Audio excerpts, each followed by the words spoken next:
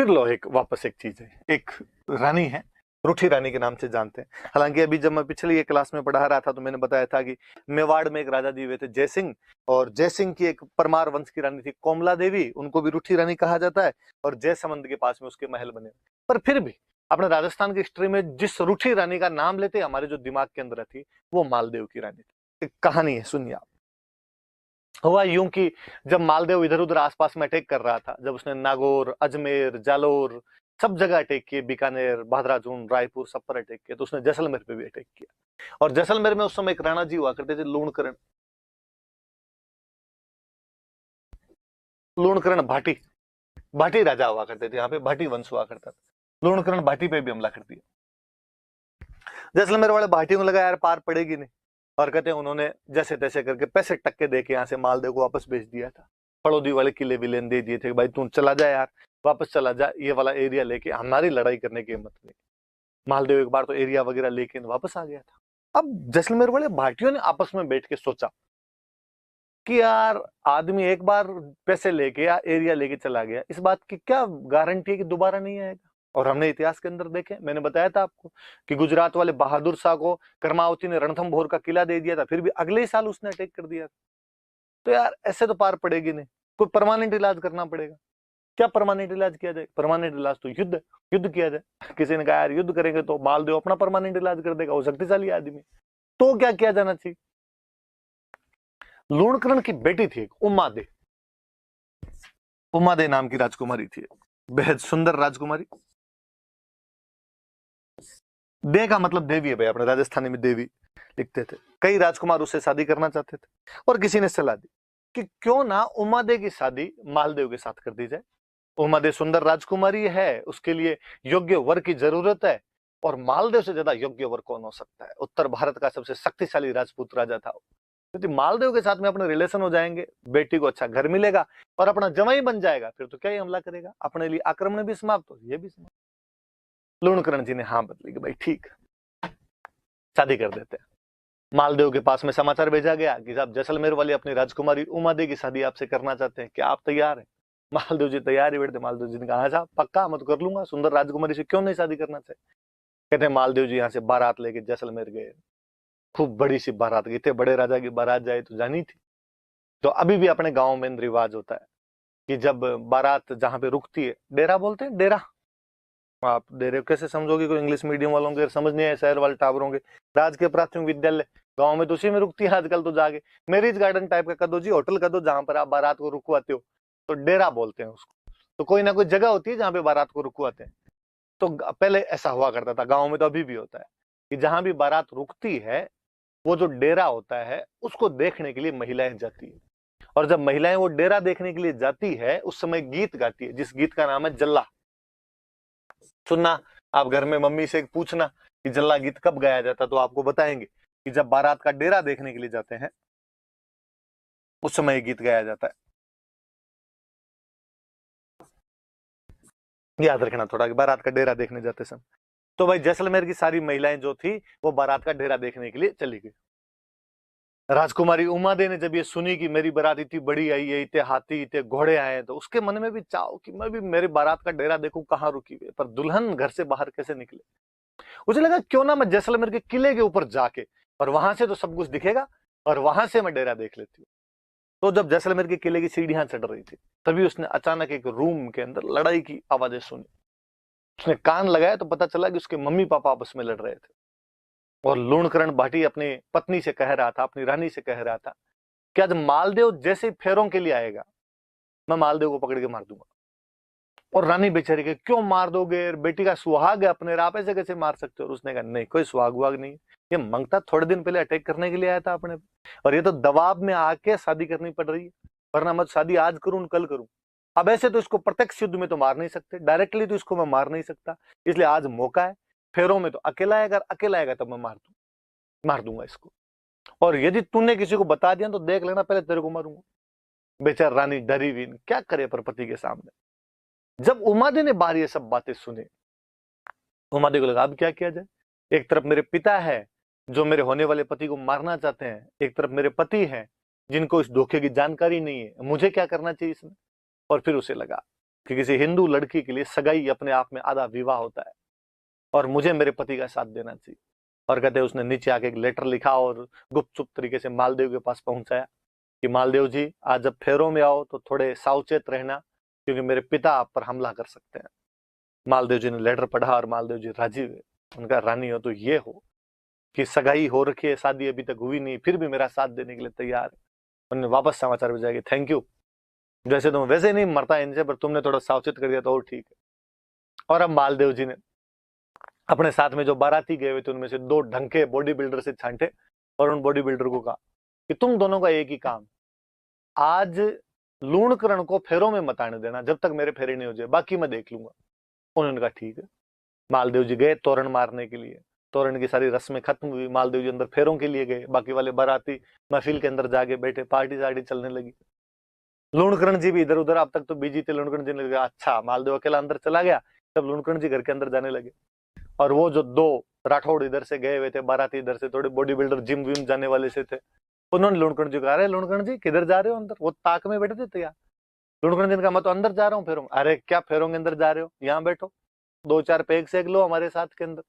और उन्होंने कहा अरे नहीं नहीं, आप समझते नहीं, और अंदर तो कन्यादान करना है, मुझे अंदर जाना पड़ेगा। उन्होंने कहा कन्यादान कोई कर देगा, कन्यादान भाई कर दे, कन्यादान चाचा जी कर दे, कन्यादान ताऊ जी कर दे। और वास्तव में ये तो मैंने फिल्मों का फैशन देखा है कि फिल्मों के अंदर यूं दिखाते हैं कन्यादान पापा को ही करना पड़ता है ना। गांव में तो देखते हैं कोई कर देता है कन्यादान, ही तो करना है, घर का कोई सदस्य होगा वो कन्यादान कर देगा। फिल्मों वालों ने कई रस्में चला दी, वरना पहले नहीं होता। वो तो मुझे तो हमेशा ये बड़ा अजीब सा लगता है, मैं शहरों में फिल्मों में जब आगे देखता हूँ कि यहाँ पे लड़की की शादी होती है तो भी सब घर वाले सज धज के एकदम तैयार रहते हैं। गाँव के अंदर तो यार लड़की की शादी में भूत भुआड़िए हुए रहते हैं, पता ही नहीं चलता है। बहन बेटी की शादी हो तो कि आराम करने का मौका नहीं मिलता, कौन नए कपड़े पहने, कौन तैयार हो, जैसे चल रहा है वैसे करते रहो अपने आप। पर शहरों का फैशन है, पैसे वाले लोग होते हैं, काम करने वाले दूसरे होते हैं, यहाँ सब सज धज के पता ही नहीं चलता बाराती कौन है घराती कौन है। वरना तो गाँव में तो पता ही चल जाता है अपने आप में कि भाई बारात वाले कौन है, इधर वाले मंडे वाले कौन है अपने आप में। तो लूणकरण को उन्होंने बिठा लिया, बैठ जा। लूणकरण जी समझ गए कि इनको पता तो चल ही गया। लूणकरण जी चुपचाप बैठ गए। कहते मालदेव जी के फेरे संपन्न हुए एकदम। दूसरे दिन मालदेव जी की बारात वापस रवाना होने लगी। जब पहले राजकुमारियों की शादी करते थे तो कहते भाई राजकुमारी अपने ससुराल जाके खुद काम थोड़ी करेगी, तो काम करने के लिए दासियां होनी चाहिए, तो साथ में दासियां दिया करते थे। तो कहते हैं उमादे के साथ में एक लड़की भेजी गई। उमादे ने कहा और किसको मेरे साथ में भेजा जाए, एक दासी भेजी गई जिसका नाम था भारमली। भारमली नाम की एक दासी भेजी गई थी, कंक्यूबाइन भेजी गई, दासी थी भारमली, कंक्यूबाइन थी। इसको साथ के अंदर भेजा गया। हुआ यूं, थोड़ी सी फिर एक बात सुनिए आप। कहते हैं कि ये भारमली के मम्मी पापा के बारे में पता ही नहीं था कि इसके मम्मी पापा कौन थे कौन नहीं थे। जब ये पैदा हुई थी, पैदा होते इसको फेंक दिया गया था। अभी भी अखबारों में अपने पढ़ते रहते हैं, कन्या शिशु कचरे के ढेर में मिली, कन्या को फेंक दिया गया। आज अपने को यदि ऐसी कोई बच्ची मिल जाए तो अपने क्या करें, अपने हॉस्पिटल वालों को देख के आते हैं, अपने पुलिस वालों को बताते हैं इस बारे में। उस टाइम पुलिस कौन, राजा, हॉस्पिटल कौन, राजा। तो बच्ची किसी को मिली तो उन्होंने ले जाके लूणकरण जी को दे दी और लूणकरण जी ने उसको पाल पोस के बड़ा किया। उमादे के साथ में बड़ी हुई थी, उमादे की खास सहेली थी। और उमादेव ने अपने पापा का, पापा इसको मेरे साथ भेजो ताकि मेरा मन लगा रहे वहां पे। ठीक है भाई, मालदेव जी ने कहा साथ में ले जाओ इसको। कहते हैं भारमली उनके साथ में चली गई। शाम को मालदेव जी की सुहागरात आई। मालदेव जी थोड़ा नशा पता किया ही करते थे, नशा वगैरह लेके वो अपने रूम के अंदर आए और तब तक उमादेव तैयार नहीं हुए, रानी थे, श्रृंगार वगैरह कर रहे थे, सज धज रहे थे। उमादेव को समाचार मिला कि सब राव जी अपने महलों के अंदर आ गए। उमादेव को लगा कि मुझे थोड़ा टाइम लगेगा, तो उसने भारमली दासी थी उसके पास ही बैठी थी, सहेली थी उसकी, और उसने कहा कि भारमली तू एक बार जाके राव जी, राव मालदेव थे, राव की उपाधि, राव जी को जाकर देगा, मुझे थोड़ा सा टाइम लगेगा। कहते भारमली गई और भारमली बेहद सुंदर थी खुद भी, और मालदेव जी नशे के अंदर थे। उमादेव को जब इस बात का पता चला कि मेरे पति ने ये गलत काम किया है, उसने मेरा वेट करना ही सही नहीं समझा, और उसने कहा कि ऐसे लिचड़ पति का मुंह तो मैं आज देखूं कल देखूं। उसके बाद उम्र भर उमादे ने मालदेव का मुंह वापस नहीं देखा था। इसलिए उन उमादे को हम किस नाम से जानते हैं, रूठी रानी के नाम से जानते हैं। तो याद रहेगी बात कि रूठी रानी किसे कहा जाता है, तो रूठी रानी उमादेव कहा जाता है। कहाँ की राजकुमारी थी, तो वो जैसलमेर के भाटी राजा लूणकरण की बेटी थी। कौन सी दासी की वजह से नाराज हो गई थी, तो वो भारमली नामक दासी की वजह से नाराज हो गई थी और उसने मालदेव का आजीवन बाद में मुंह नहीं देखा था। यहाँ से चली गई थी, अजमेर के तारागढ़ किले में खूब दिन तक रही थी।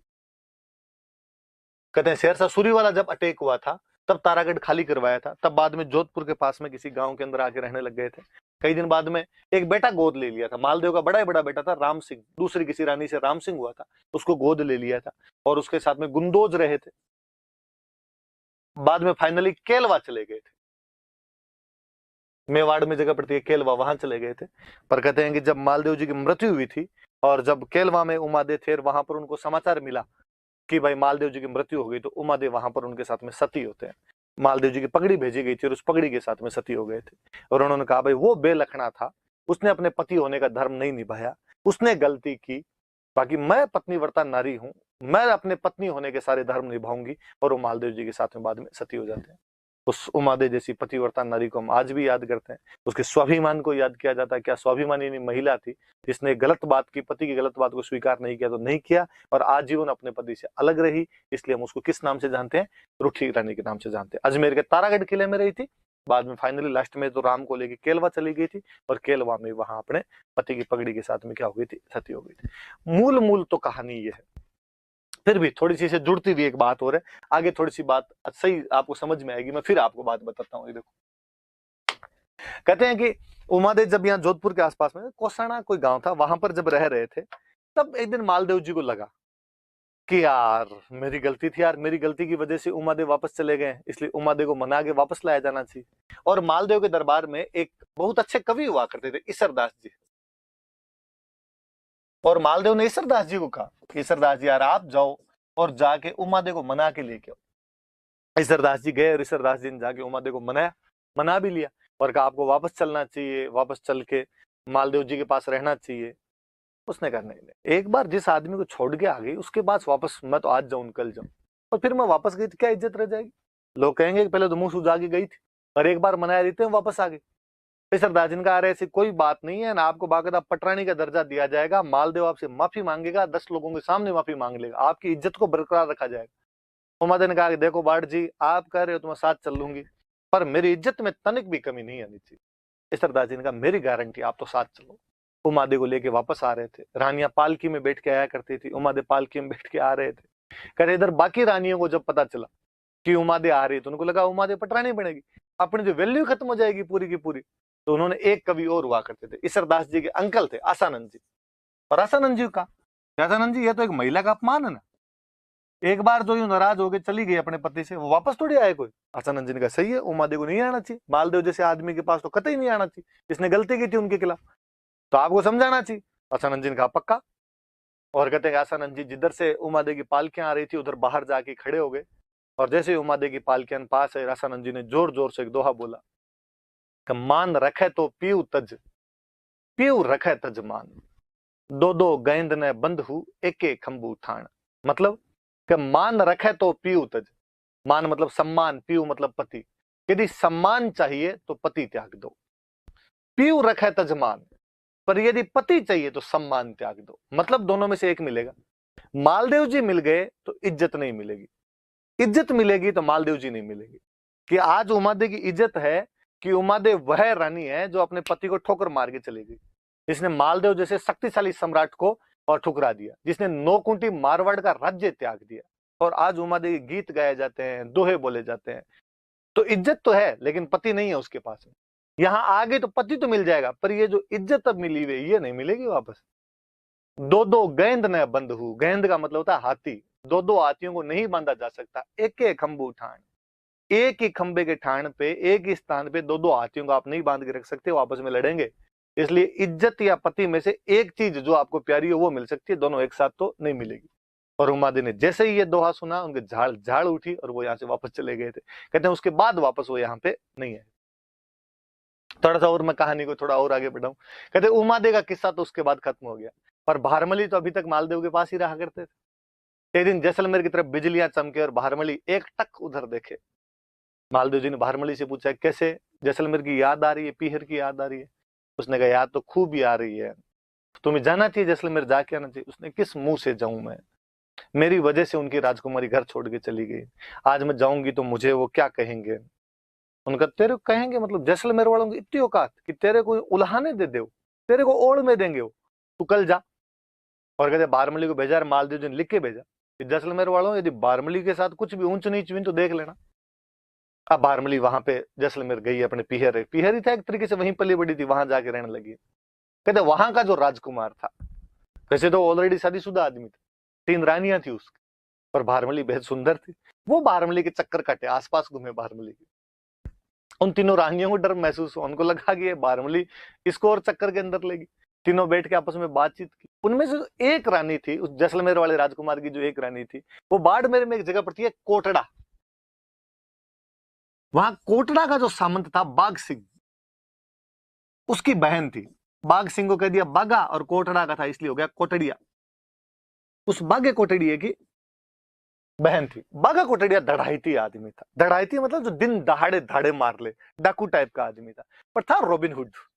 अमीरों को लूटता, गरीबों में धन बांटा करता था, अमीरों को गरीबों को नहीं सताता, और जो लुंठे लोग होते हैं, शक्तिशाली लोग होते हैं, उनसे टकरें लिया करता था। उन तीनों रानियों ने आपस में बात कर उस बीच वाली रहने का कि तेरा भाई बागा शक्तिशाली आदमी है, तुम भाग्य को बुला, वही बारमली का इंतजाम कर सकता है कोई। भाग्य को बुलाया गया, और भाग्य को बुला के बहन ने रोते रोते पूरा किस्सा कहा।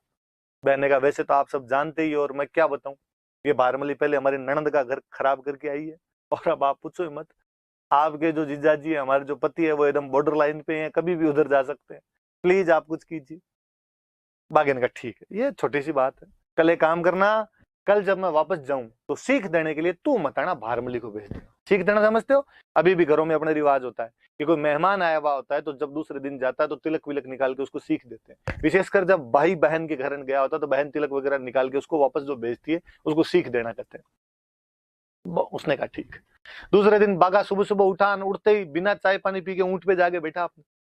जैसलमेर वालों ने कहा बाग जी क्या हुआ, चाय पानी तो पी के जाओ, सीख तो लेके जाओ। उनका नहीं यार लेट हो रही है, मेरे को कोटड़ा जल्दी जाना है। तो अरे तो सीख तो ले जाओ, तो फटाफट मेरी बहन को अंदर जाको, जल्दी से यार सीख दे दे, मैं ऊंट को खड़ा ही नहीं कर रहा, ऊंट पे बैठा हूं। कहते हैं कि बहन को सब बातें पता थी। जैसे अंदर का, बहन ने कहा अभी इतनी जल्दी, मैं तो तैयार ही नहीं, नहाई नहीं, ओढ़नी का है मेरी। बारमली सज धज के पास में बैठी थी एकदम, और उसने कहा कि बारमली तिलक कित निकाला, तू निकाल के आ जा। बारमली ने कहा हाँ पक्का। और कहते बारमली तिलक वाली थाली लेके गई। जैसे ही हाथ ऊपर करके बागे के तिलक करने लगी, बागे ने हाथ पकड़ा और हाथ पकड़ के ऊंट पे बिठा लिया, और जैसलमेर से उसको लेके कोटड़ा आ गया। जैसलमेर से कोटड़ा आते आते बागे को बारमली को बागे से प्यार हो गया।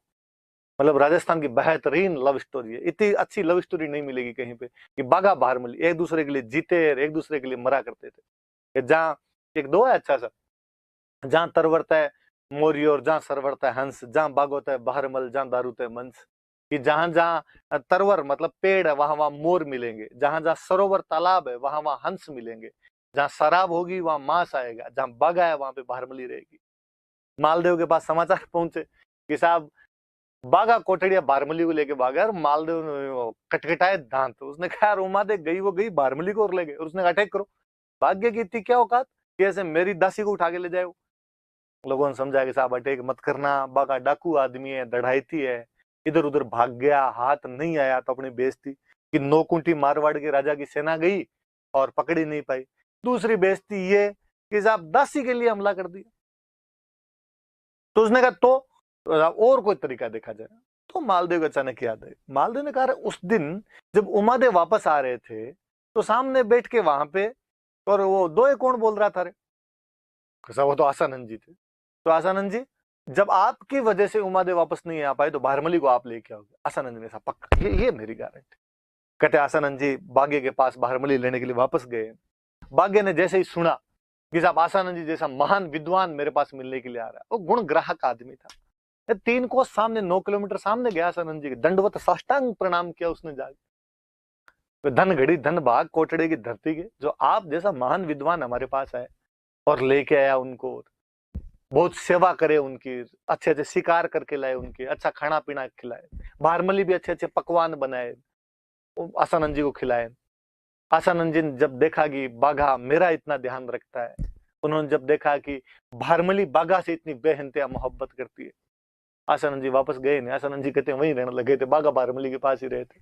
कालांतर में जब बाघा मरा था तो भारमली उसके साथ में सती हो गई थी, और आसानंद जी जो थे वो पागल हो गए थे, और इधर उधर यूं दीवारों के सिर मारते मारते घुमा करते थे। बाघा आओ बड़े घर कोटे डरा तू धनी, जासी फूल जड़े पर बास न जासी बाघ जी।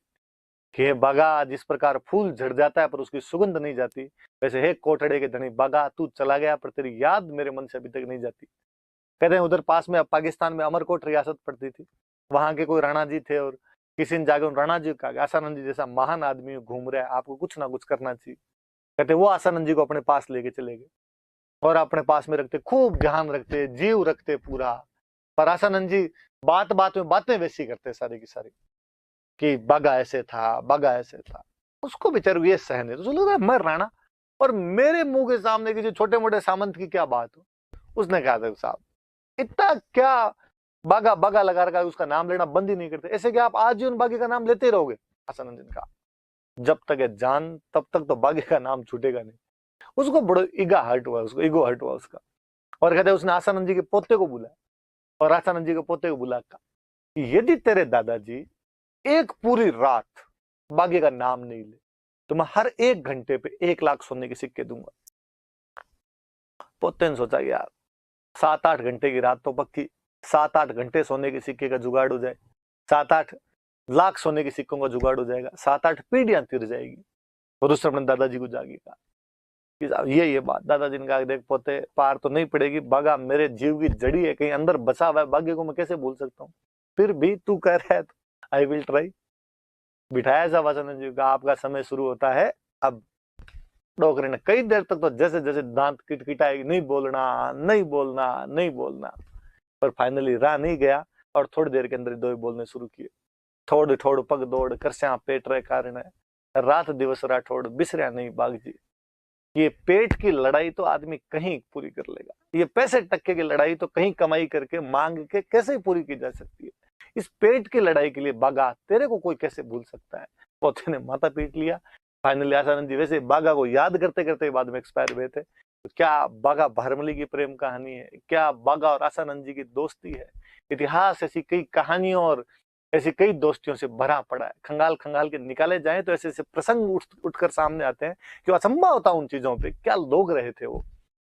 अब चलो आगे, ये कहानी इसके माध्यम से ईसरदास जी, रासानंद जी मैंने बताया, आगे अभी अपने काम आएंगे। कैसे काम आएंगे मैं अभी बताता हूँ।